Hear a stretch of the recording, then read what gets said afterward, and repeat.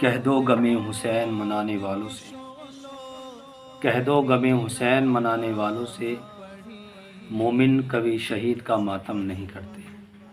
بالخصوص آپ حضرات کو معلوم ہے کہ عنقریب کچھ گھنٹے کے بعد یا کچھ لمحہ کے بعد، کچھ دیر کے بعد ماہ محرم الحرام کی پہلی تاریخ ہونے والی ہے، اور جیسے ہی محرم کی پہلی تاریخ آیا کرتی ہے تو ایک داستان جسے ہم کربلا کہا کرتے ہیں، 72 جانشین قدسیہ کے 72 لوگ کربلا کے میدان میں شہید کیے گئے ہیں، اسی کے تعلق سے میں آپ حضرات کو کچھ بتانے والا ہوں۔ اسی کے ذریعے سے میرا مقصد بھی یہ تھا کہ میں ویڈیو بنا کر آپ تک کچھ باتیں پہنچائی جائیں، کیونکہ آج کل دیکھا جاتا ہے کہ ماہ محرم الحرام میں ہمیں کیا کرنا چاہیے اور کیا نہیں کرنا چاہیے۔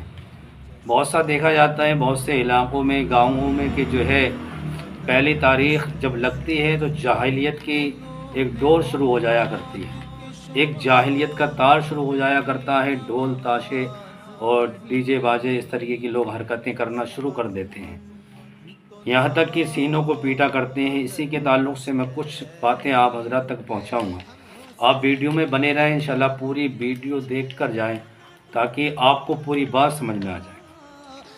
پہلی محرم کو لوگ ڈھول تاشے بجاتے ہیں، کیا یہ جائز ہے یا ناجائز؟ بہت سے لوگوں کی آپ نے کلپیں دیکھی ہوں گی، بہت سے ٹوپی داڑھی والے کرتا پاجامہ پہننے والے جائز قرار دیتے ہیں اس چیز کے لیے، مگر شریعت میں ہم خود عقل اگر اپنے عقل اگر رکھتے ہیں تو ہم خود اس چیز کا اندازہ لگا سکتے ہیں۔ جن کی شادیوں میں ڈی جے نہ بجا ہو تو ان کے شہادت میں ڈی جے یا ڈھول کیسے بجا ہو؟ جو نوجوان ڈھول بجایا کرتے ہیں، یقیناً میں ان سے یہ کہنا چاہتا ہوں کہ اگر ان کے باپ ان کی ماں کا انتقال ہو جائے تو اس وقت وہ ڈی جے بجا کے دکھائیں، اس وقت وہ ڈھول بجا کر دکھائیں۔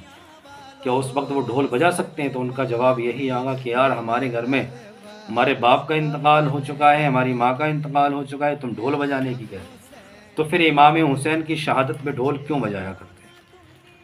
اسی طریقے سے جو ہے لوگ بہت سے ایسے ناجائز کام کیا کرتے ہیں، خود کو حسینی کہتے ہیں، یہاں تک کہ میں نے یہاں تک دیکھا ہے، اپنی آنکھوں سے دیکھا ہے کہ 9 محرم کی رات کو لوگ دارو پی کے جو ہے ماتم کیا کرتے ہیں، 10 محرم کو میں نے دیکھا شرابیں پی کے جو ہے ماتم کیا کرتے ہیں ماں سے، اور خود کو حسینی کہتے ہیں۔ تو ہماری نوجوان جو نسل ہے وہ کس طریقے پہ چل رہی ہے، کس راستے پہ چلنے کی کوشش کر رہی ہے؟ یزیدیوں والے کام ہم کرتے ہیں محرموں کے دن بھی، بتائیں دارو پینا شراب پینا کس کی جو طریقہ ہے؟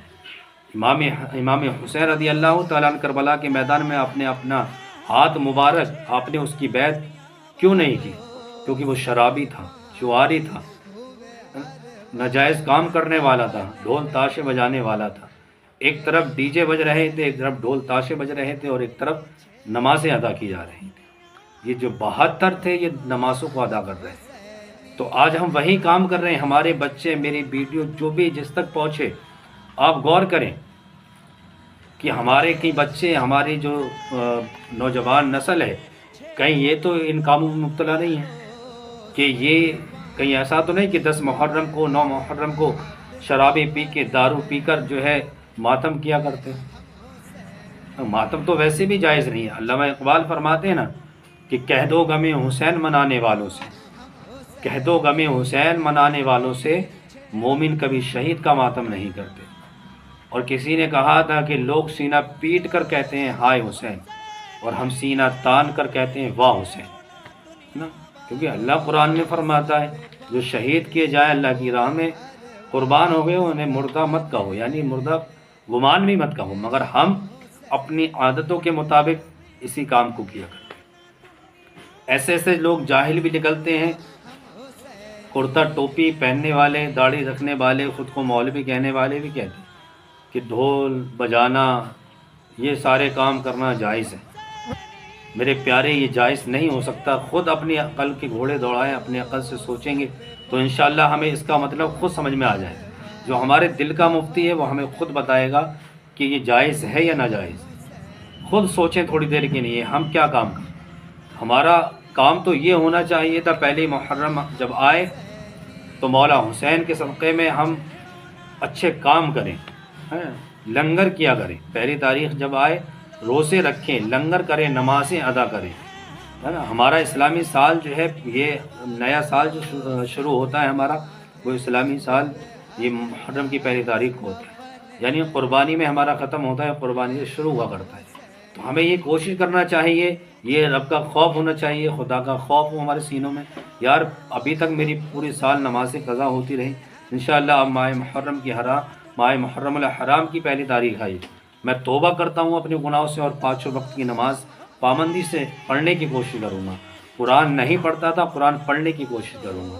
ماں باپوں کی خدمت نہیں کیا کرتا تھا تو ماں باپوں کی خدمت کیا کروں گا، ہے نا۔ یہ ہونا چاہیے، مگر ہوتا کیا ہے، اللہ اکبر، ہماری نوجوان نسل ڈھول بجاتے ہوئے نظر آتی ہے نا، سر سے ہرا کپڑا باندھ لیا کرتے ہیں اور جو ہے ماتم کرتے ہوئے نظر آتے ہیں۔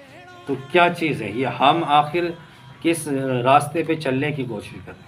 میرے پیارے، ابھی وقت ہے ہمیں سدھرنے کا، ابھی وقت ہے ہمیں صحیح راستے پہ آنے کا۔ کہیں ایسا نہ ہو کہ ہماری آنکھیں بند ہو جائے اور ہمیں توبہ بھی نصیب نہ ہو۔ آپ نے دیکھا ہوگا کچھ دن پہلے کئی ویڈیو سوشل میڈیا کا جو ہے دور چل رہا ہے اور سبھی جانتے ہیں کہ کیا ہو رہا ہے کیا نہیں۔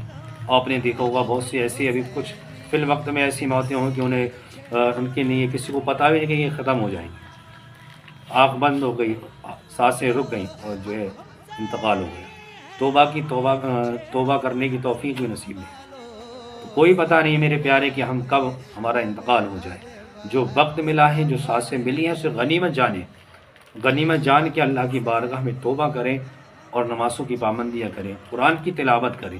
ماہ محرم الحرام کو آپ نے دیکھا ہمارے علاقوں میں ہوتا ہے، میں دیکھتا ہوں، اگر ان لوگوں سے جو ہے ڈھول بجانے والے جاتا، اگر ان سے معلوم کیا جائے کہ آپ یہ کام کرتے ہیں، ڈھول بجاتے ہیں، سبیلے بناتے ہیں بھائی اور پیسہ لگاتے ہیں، اس میں اگر ان سے پوچھا جائے کہ بتائیں مولا حسین رضی اللہ تعالیٰ عنہ کی والد کا کیا نام تھا، یا والدہ کا کیا نام تھا، یا آپ کے نانی کا کیا نام تھا، تو اللہ ماشاء اللہ ہو سکتا ہے کہ ایک آدھ کے بعد جواب ہو، ورنہ جواب نہیں ملتا ان کے پاس، اور کہتے ہیں صاحب سچے حسینی۔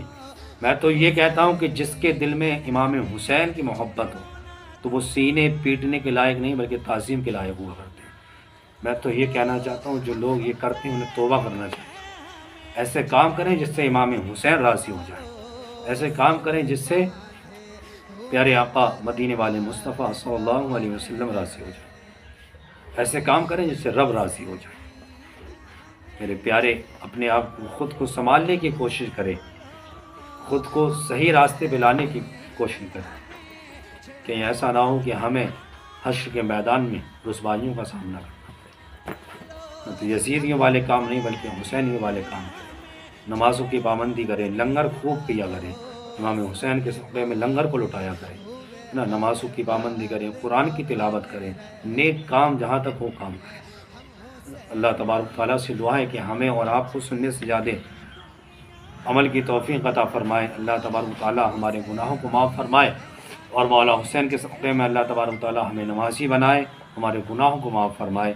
اللہ تبارک تعالیٰ ہمیں اور آپ کو دونوں جہاں کی بھلائیاں نصیب فرمائے۔ تمام مسلمانوں کو اللہ تبارک تعالیٰ تمام مسلمانوں کی غیب سے مدد فرمائے۔ بالخصوص